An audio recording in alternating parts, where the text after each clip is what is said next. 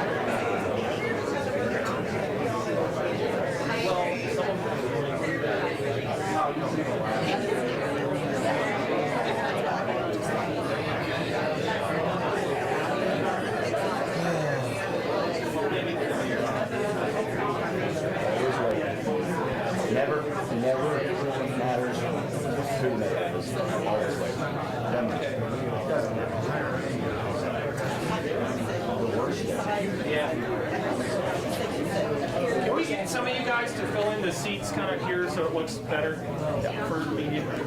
Like some of them, just fill them out front to back if you can. Did you say you want it? Yes, please. The worst though, the worst. It looks kind of like that. The worst. You can get him anywhere on time.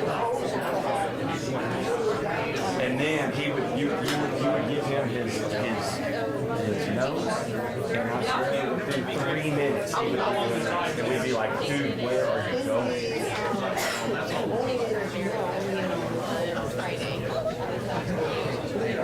I know you did. See, I can't even imagine him in a newsroom. Whoa, Uncle Lloyd. Oh.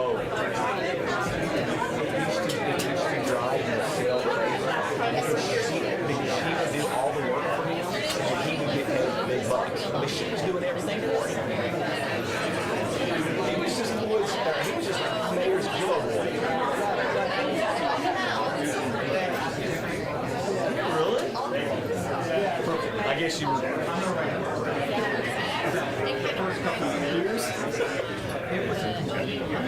Was it really? And that was Colorado Springs, right? Yeah.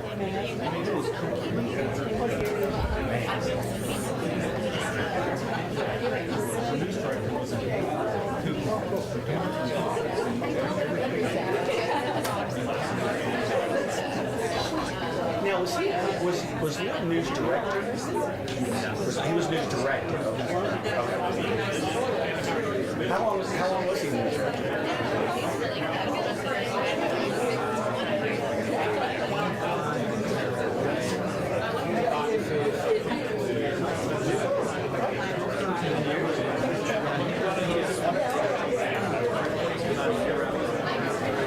Did he come straight to Tulsa from Colorado?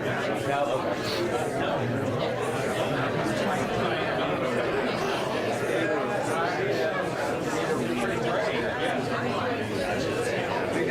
It wasn't he passed away. Yeah, it was during COVID. I mean,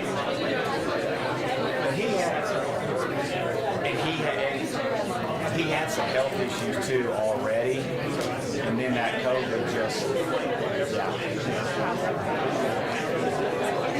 I think somebody said he ended up having like pneumonia and I hated hearing that he passed. I don't know if his wife's still here in town or I was gonna say they probably.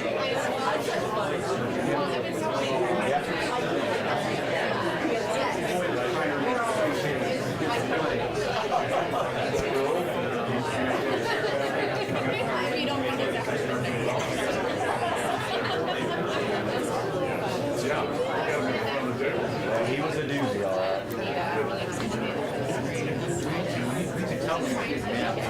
Oh, yeah. And his face with time to get red too. Oh, yeah. It's like, oh, boy's about to explode. It's like, oh,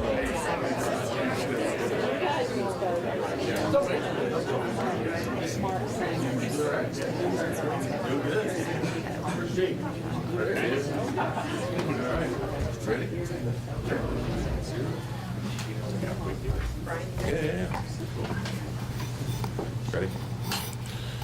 Well, good morning, everybody. Thank you for being here. Before I get started, I really want to thank all of our city employees and certainly all the nonprofits that came together last week and helped in responding to the storms of last week. I think we fared really, really well, and it was a real testament to the strength of this community. And it is that strength of this community that I think is going to help us as we tackle another big challenge here in Tulsa. Today I'm proud to announce a huge step forward in addressing one of our more pressing issues, and that is the issue of housing. Just a moment ago, I signed an executive order establishing housing as a true priority here at the City of Tulsa. All of us know the huge task we have out in front of us of making sure that we meet our overall housing needs, but very specifically meeting those needs that we have around affordable housing. And so it's great to be surrounded by so many partners who have that at the heart of their work. I see we have a lot of our city staff is here. I see my good friend Allison Anthony from the United Way, our friends from the Zero Family Foundation, the Housing Authority, our Housing Partnership Network folks, and Habitat for Humanity, just so many folks. This is what happens when you start naming off people, you're going to leave somebody out. So don't throw any rotten fruit or vegetables at me. My friend David Charney in the back, good to see you, David. But it's just so great to have all you here, including some representatives from our tribal nations also here. I see Adam back there and some folks from Creek Nation. So thank you all for being here. I think it underscores how important this is to this community. You've heard me say several times a stated goal of getting 6,000 affordable units online by 2028. And it's a lofty goal, but it's something that also doesn't happen on accident. And I would argue it's something that's fully within our control to make happen. The other part of that big goal is to make sure we reduce blighted properties by 60% over the next 4 years. We think those things go hand in hand. It's getting those affordable units out on the ground, but also making sure we are doing the hard work of revitalizing neighborhoods. Before I get too much further, I certainly want to thank Housing Forward for the release of the Smart Growth America housing and permitting recommendations last week. Really appreciate that. I think it provides good context and great accountability on the changes that we need to make to allow these things to happen. And I think the thing that really stuck out to me was the fact that public, private, we're all aligned on the work ahead. And what's clear about that work ahead is now it is time to actually do it. So, in just a little bit, Gene Bullmash, our Senior Advisor on Housing, is going to go into deep detail on the portions of this executive order that I just signed. But I thought I might give some high-level color to just a few points in there. First, the executive order establishes the Housing Acceleration Team. This team is made up of city employees here at City Hall to do the work of streamlining and improving our permitting and zoning processes to make it easier to get the housing that we absolutely need. Let's see, is Skates in here? Okay, it's good to see Michael Skates and his team. I believe they do an excellent job. I think what is at hand for us is to make sure we put the full weight of the city behind making sure that that job is easier and easier and easier, something that we're working to do. So thank you, Michael Skates and the entire development services team. And then Susan Miller not here? Well, I just want to say we actually just really started some new work around neighborhood services and the Neighborhood Conditions Index, and the planning office has been critical to that work, and Susan is an excellent leader on that front. The second item that you'll see as part of this executive order is one that really provides some level of accountability.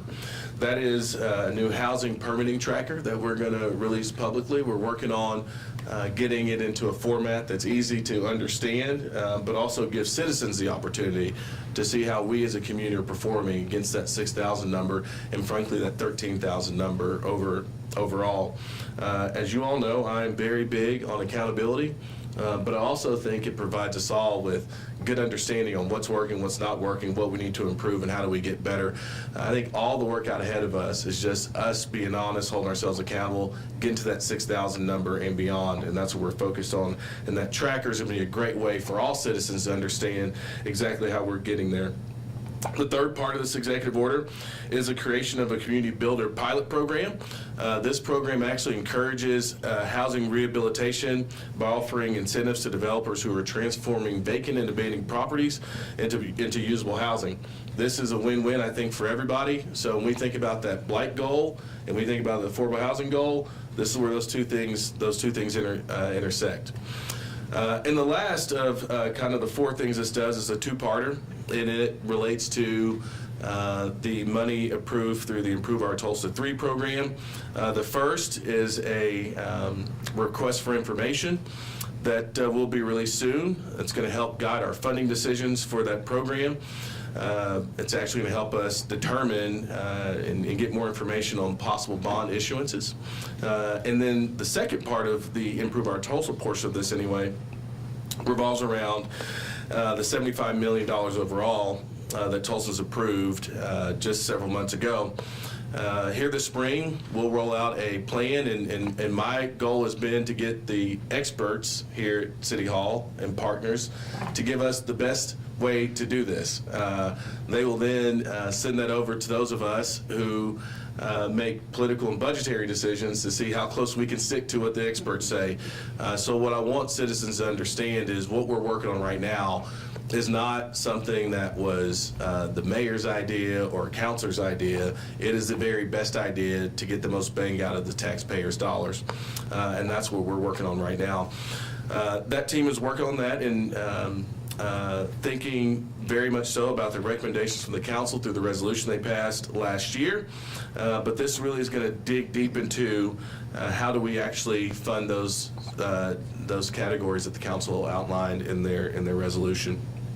So I say all that to say this is a really exciting time for us at the city. Really exciting time, I think, for all of us who are partners, that we are taking on a big issue, an issue we know is critically important to everybody who lives in Tulsa. And I think this is one that hits us from an economic development standpoint, a public safety standpoint, an education standpoint, just from all angles. And I can't be more happy, more proud, more excited for the contributions of the person you'll hear from next, our Senior Advisor on Housing, Gene Bullmash.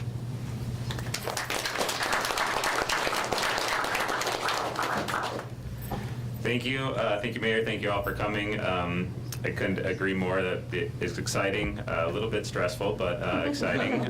So the Mayor did a great job of kind of giving you an overview. I'm going to talk about, try to add a little more detail, talk about some of the things we're working on for the next 3 or 4 hours. No, I'm just kidding. Making sure people are paying attention. So as the Mayor said, the first thing is the Housing Acceleration Team. It's going to be made up of staff members from all the disciplines needed to review permitting, inspection, and zoning functions. The team will initially focus on building permit applications for specific high-profile and/or large-scale developments, and will both prioritize those applications and use them as learning opportunities to see how we can improve processes overall. We hope to expand the team's work to inspections and zoning applications, implementing process improvements as we go. Ultimately, the goal is to apply the lessons learned through this team to all permit inspection and zoning applications to make the processes as smooth and fast as possible. We had our kickoff meeting on Friday, and we hope to start reviewing our first permit application in the coming weeks, so there will be more information to come on that. Secondly, as the Mayor said, the Housing Permitting Tracker is going to be an online tool that our team and the public can access to track our progress and how we're meeting our housing goals of increasing affordable housing by 6,000 units and reducing blighted properties by 60%, both by 2028.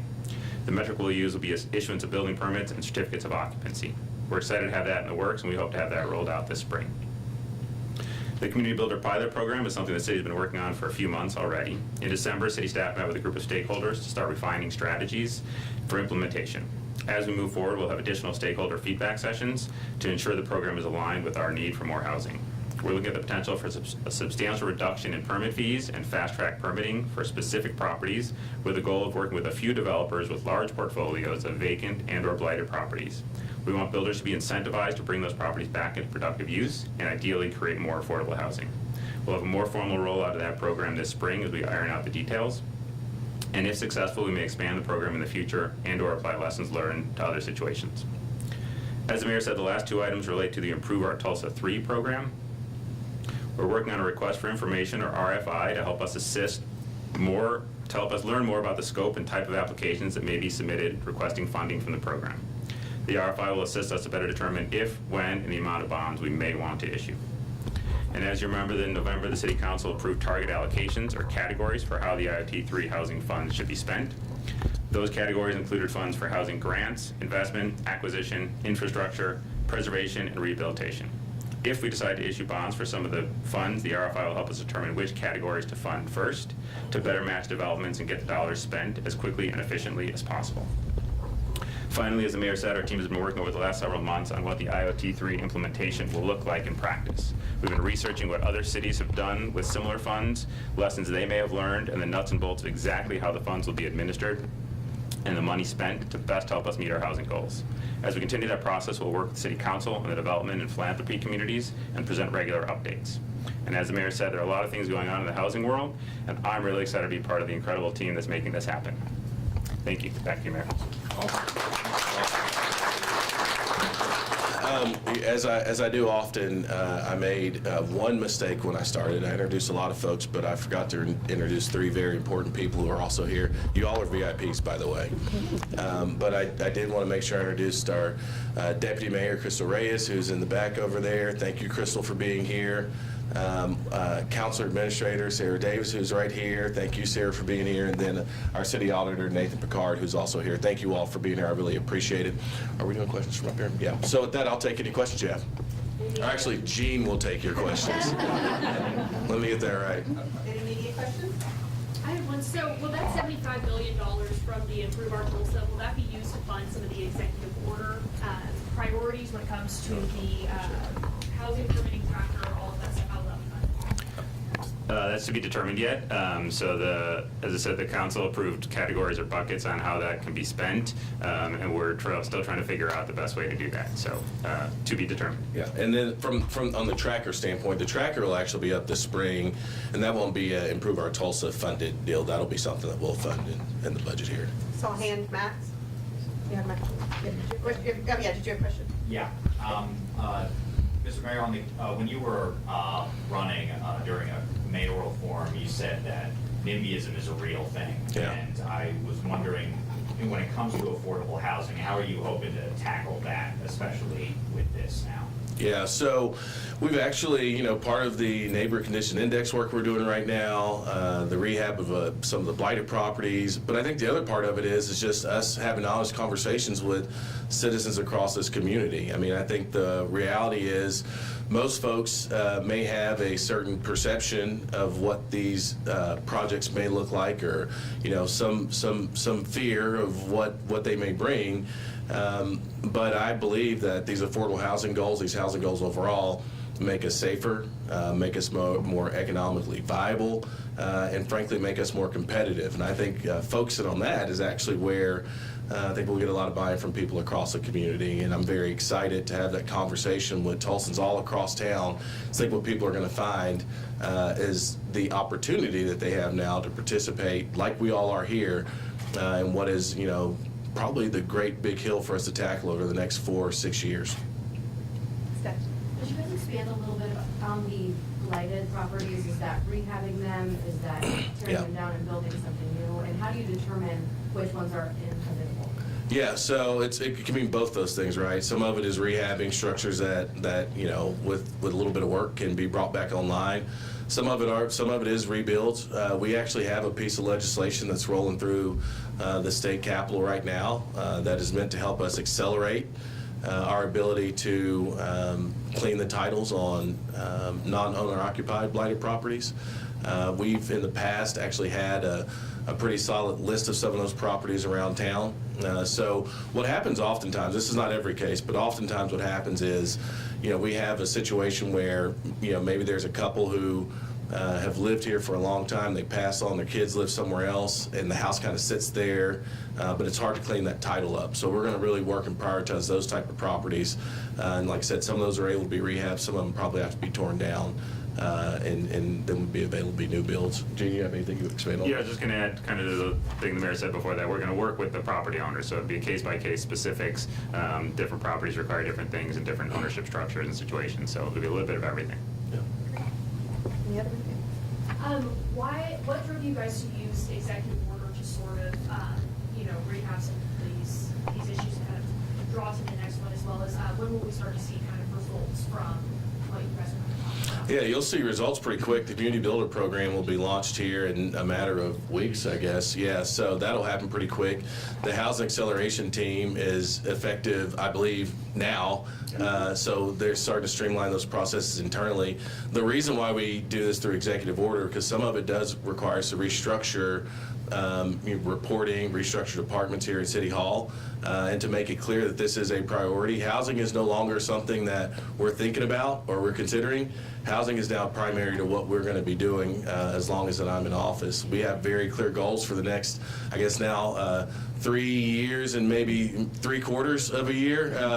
As I'm being told, I have to stop saying the next 4 years because I don't have a full 4 years left in this first term.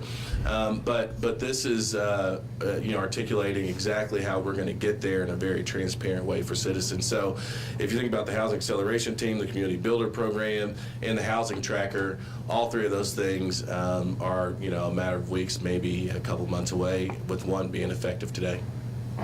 Yes. Any plans to use or update the Vista Sharon apartment complex with those units being vacant? Do you want to talk about the project? Sure. Yeah, we're in conversations with that property owner and exploring every possible option to get those units occupied as quickly as possible. Any last questions? Oh, right here.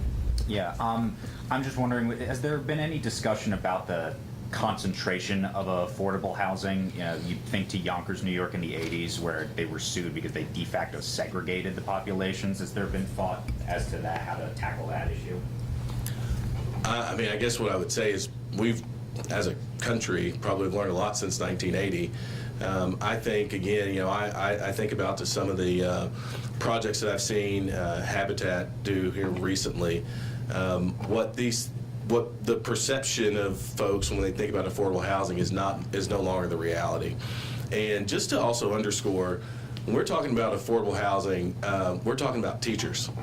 We're talking about people who work every day. It's not, we're not talking about slums or anything like that, right? We're talking about the fact that, we believe as a value, everybody deserves dignity in where they live, needs to be safe, and those types of things. And a lot of those folks who require us getting to a good affordability number around town are folks who we rely on every day for basic services. And I think we have to continue to make sure that we're thinking about that every single day as we're having a conversation about affordable housing. Kevin? The request for information, who would respond to that type of request, and what type of information do you hope to gather from it, as opposed to just looking at the applications and seeing what people are asking?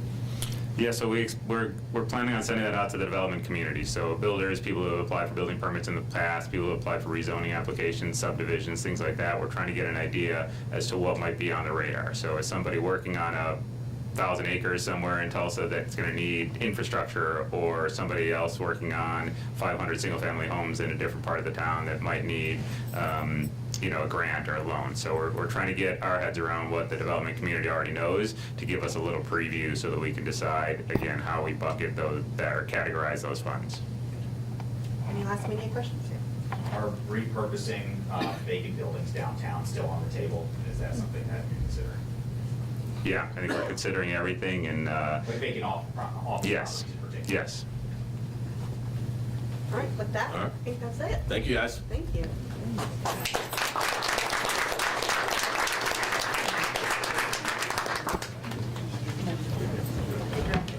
Picture. Go do a group picture.